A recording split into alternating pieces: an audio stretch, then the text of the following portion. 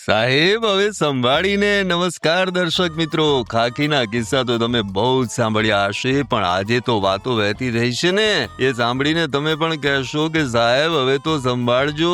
Police બેડામાં અત્યારે એવા જાદુ અને ટ્રેન્ડ ચાલી રહ્યા છે ને, જેની ચર્ચા ચોરે ને ચોટે થઈ રહી છે. આજે વાત કરવી છે એવા 5 કિસ્સાની કે જે સાંભળીને તમારી આંખો ચકડ-વકડ થવા લાગશે. જેમાં પહેલો કિસ્સો છે ગાયબ થાય એ ગધેડું નહીં પણ ગુનેગાર.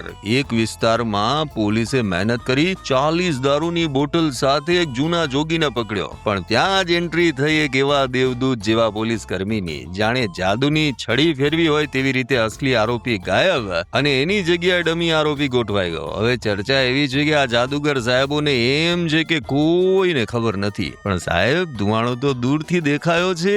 હવે આગ ક્યાં લાગી છે એ તો તપાસનો વિષય છે. હવે બીજો કિસ્સો છે જે માનવતા પર સવાલ ઉઠાવે. કાયદો બધા માટે સરખો હોય છે, પણ શું બાળક માટે પણ? ચર્ચા એવી જોર પકડી રહી છે કે એક મહિલા આરોપીને આખી રાત લોકઅપમાં રાખવામાં આવી, પણ નવાઈની વાત તો એ છે કે એની સાથેનું માસૂમ બાળક પણ આખી રાત લોકઅપમાં રહ્યું. કાગળ પર તો કદાચ આ વાત નહીં હોય, પણ જો વાત સાચી હોય ને તો પોલીસ માટે આનાથી વધુ શરમજનક બીજું શું હોઈ શકે? હવે થોડી સ્ટાઇલની વાત કરીએ. અત્યારે પોલીસમાં એક નવો ટ્રેન્ડ શરૂ થયો છે, same to same car. 1 dozen જેટલા પોલીસ કર્મચારીઓ ભેગા મળી એક જ કંપનીની એક જ મોડલની કાર ખરીદી. હવે આમાં કોઈ ખાસ સ્પેસિફિકેશન છે કે પછી કોઈ ખાસ એકતાનું પ્રતીક છે? અત્યારે તો આ ડઝનબંધ ગાડીઓ રસ્તા પર નીકળે ને ત્યારે લોકો જોતા રહી જાય છે. સાહેબો અત્યારે તો કારનો સેલ મારી આટાફેરા કરી રહ્યા છે, પણ આ ટ્રેન્ડ પાછળનું રહસ્ય શું છે?